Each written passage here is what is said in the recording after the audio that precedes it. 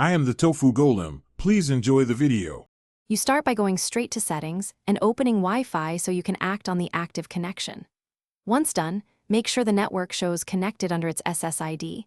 You need that to access sharing options. If you prefer, swipe down and long press the Wi-Fi icon to jump there faster. You do this because the QR code generator reads the current connection data.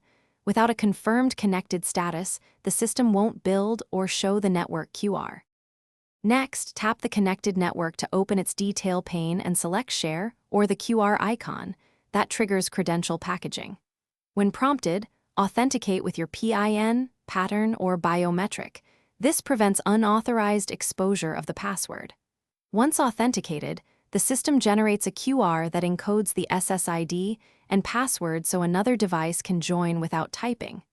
Make sure to keep the screen visible. Moving away or locking the phone can dismiss the QR before scanning is complete. Finally, have the other device scan the QR with its camera or built-in Wi-Fi scanner. You'll see a join prompt, so simply confirm. If scanning fails, make sure the QR is fully visible, remove glare by increasing screen brightness, and hold steady. Reflections often block scanners.